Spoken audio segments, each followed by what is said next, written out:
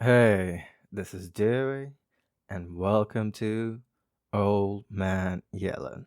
Before we start, let's talk about something that you have definitely heard about, and I believe is something that makes people conform to concept despite being inherently against the premise. I'm talking about cognitive dissonance. For us humans, it is within our nature to maintain consistency among our thoughts. But when two of our thoughts or beliefs are inconsistent, we feel tension. And this tension is cognitive dissonance. Since we are creatures of consistency, we have to adjust our thinking accordingly. There are more than 1 billion AI users across the globe. So I have no delusion of the impact AI has on a global scale. And I definitely understand how caring, conscious, and concerned people, despite understanding the harm of AI, might have to use it in order to survive in today's complicated world. Do I understand the need for someone looking for a job to use AI as it's practically impossible to apply without it? Definitely. Do I understand a student using AI to help with essays as all their peers are doing so? Yes. Do I sympathize with someone who has to work every day with AI despite understanding the harm it's causing? Of course. And I believe this dissonance on us, no matter what the rationalization we come up with, is draining. See, apart from the harm I believe AI in its current state is causing, my issue with AI is a moral one. It's a tech that at its inception was catalyzed by stealing real people's experiences that they had put out on the internet. Exploitation of passionate individuals is nothing new, but throughout our history, nothing has been as perilous as AI. These companies stole from people and now want to replace them. That is my core issue. Going back to the dissonance people feel regarding working with AI, maybe it doesn't have to be that way. How I see it, in today's convoluted world, us common people, in a way, have to fight for a quality of life. Everything is expensive. Job markets are abysmal. Wars, strife, natural disasters, and in the middle of all this, those just trying to get by. So, guess what?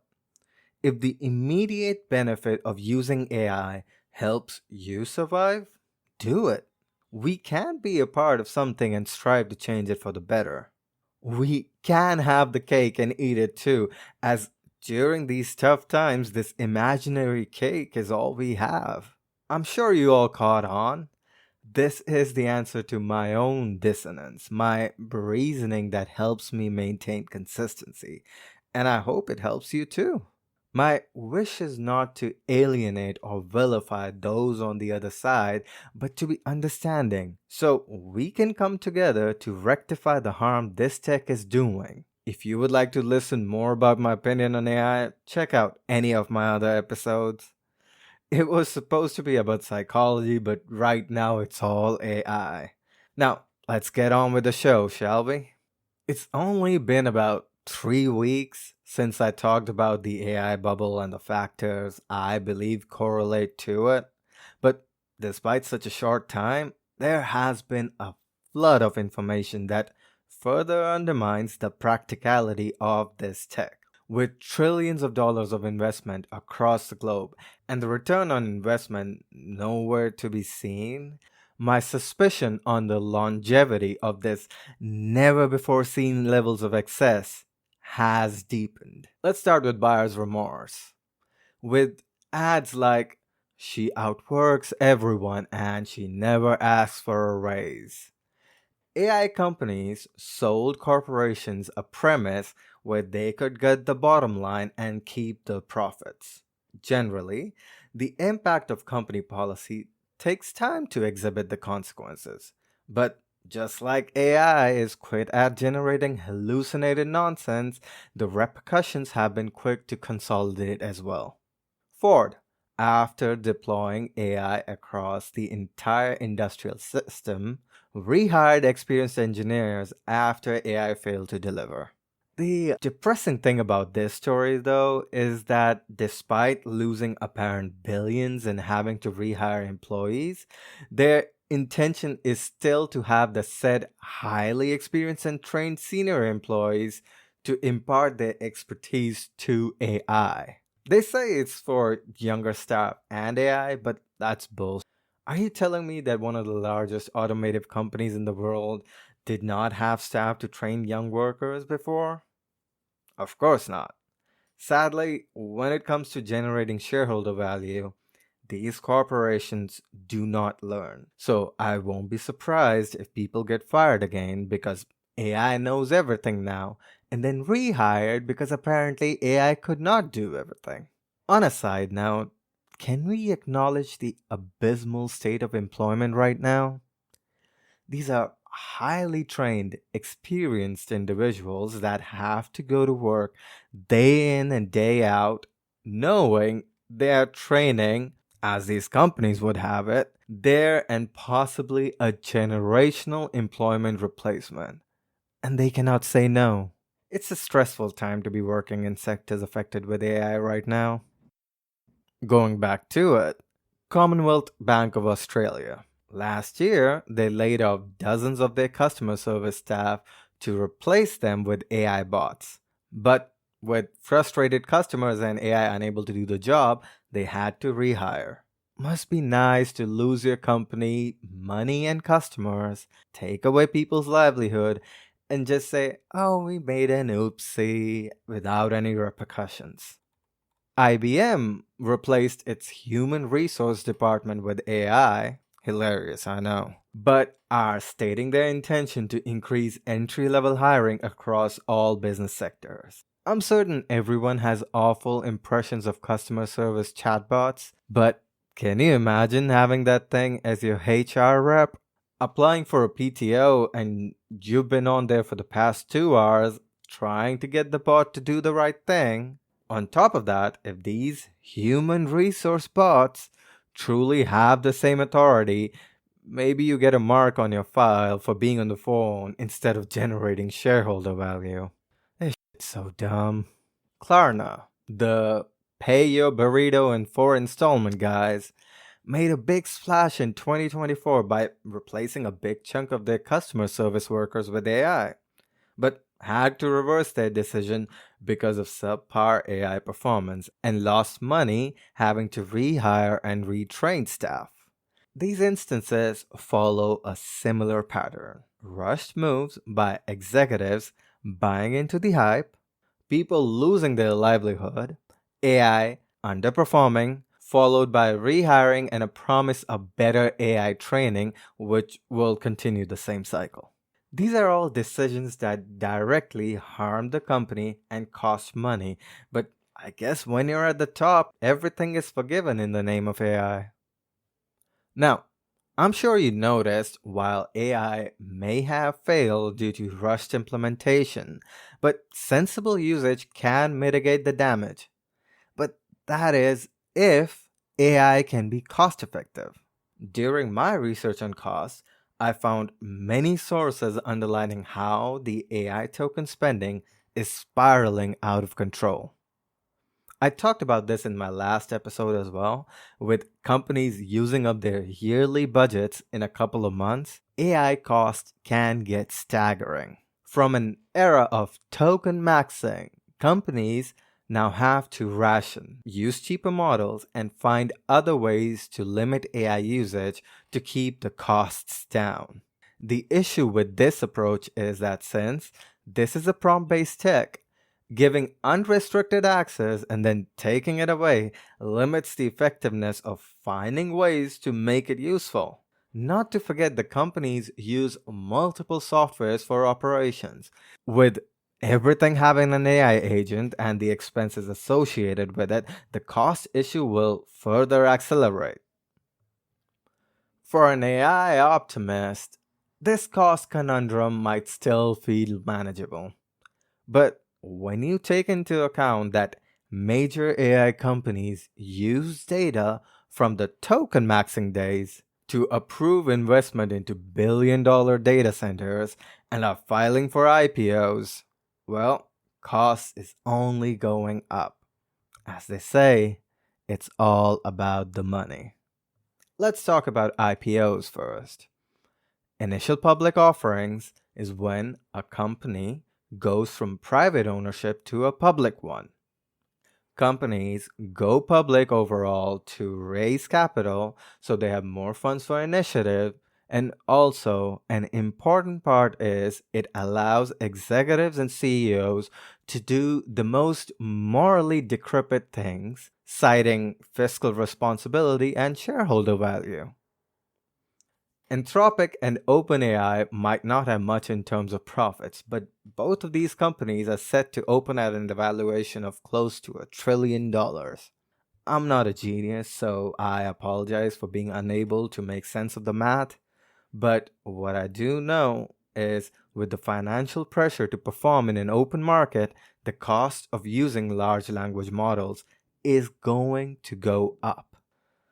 Now, let's talk infrastructure, mainly AI data centers. I touched upon this the last time as well. AI data centers are integral to large language models and a ginormous resource sink. With trillions of dollars spent on them across the globe, these precious resource guzzling structures are shrines to human persistence that, when enough money is involved, anything is possible. With these monuments being built in the name of shareholder value, it does make me pause and ask, who is it for? Money is being spent because they intend to profit from it. But how do you profit when each and every step into this mess further adds to costs? Within the US, public opinion of AI in its current state is very low. So, goes without saying, people won't be quick to pay for AI, especially with the rising costs. Implementations where I've seen companies happy about using AI is on schemes like dynamic pricing and surveillance, which I believe will correct itself, as public opinion against such practices is intensifying. So, between infrastructure expenses, lawsuits, financial pressure, and general public opinion, AI costs are bound to balloon further in the coming days. Another important factor to consider regarding AI is that overall it is a service. While there are some instances of generative AI being a part of physical products, like robots or those awful record everyone without permission classes, successful cases where AI is directly the cause of production of products is low. AI is more about agentic services. Really don't like that word, by the way, where they facilitate and automate tasks. Well, summarizing emails and customer service are nice and all, but if there aren't as many physical products being manufactured, there's nothing to facilitate. If everyone is trying to sell you AI agents that will boost your productivity to the max, but you have no customers because people aren't buying as much, that AI is just an added cost, a waste of resources. Now, this is my personal opinion, but I believe these companies are already feeling the pressure and they are hiding the issue under the guise of layoffs. I know, big leap. But hear me out. Many companies like Oracle have fired people over AI. Microsoft's Xbox recently started selling studios and laying off people. PlayStation infamously announced $1,000 consoles and doing away with physical discs entirely. These are cost cutting measures, and I believe they are not because AI implementation is going so great, but because AI has started to eat away at the profits, and these companies are just mitigating the damage. Now, Again, this is just my opinion, but what adds to my skepticism is news like how recently Meta announced a cloud business to sell excess artificial intelligence computing capacity, which is very similar to SpaceX, which also had to sell compute capacity. So, the largest companies in the world spent a staggering amount of money on infrastructure and have extras laying around? And that was the plan? I thought AI was this humanity enveloping tech that needs more investment, more data centers, more stocks to reach its potential. And they already have excess? Feels off to me. On an entirely unrelated note, 1929. Rising share prices had more and more people investing in the stock market. So when things started to take a turn for the worse, it triggered panic selling in massive proportions and became the precursor to something known as the Great Depression. In 2008, excessive speculation of property values, exacerbated by excessive lending, caused the stock market to crash and the financial crisis of 2008. Don't know why, but it reminds me of a recent news article about how US households have a larger share of their net worth tied to the stock market than at any point in modern history. Hmm. Anyway, I apologize for my rambling. So, where does that leave us? Is AI a bubble? I don't know. But what I do know is the reckless and irresponsible expansion of AI by these companies, where they are actively harming the communities around them, especially when they themselves don't seem to have a concrete plan, is not sustainable. Your strategy for a tech costing trillions of dollars across the globe cannot be, we'll randomly throw things at the wall and see what sticks. The use cases that have been successful, like auto rejecting insurance applications, surveillance, and dynamic pricing, implemented to control, swindle, and make life difficult for the common people, while major layoffs happen to mitigate AI investments, these just further galvanize people against AI. And a thing that no one wants to pay for cannot be profitable. To be honest, this was a difficult research. So many concerning events happening out there, but life goes on, I guess. I hope you found this informative, and I hope this gives you the push to stay informed on the AI issues and oppose the parts that are detrimental to our society. If not, well, what do I know? I'm just an old man yelling. This is Dewey, signing off.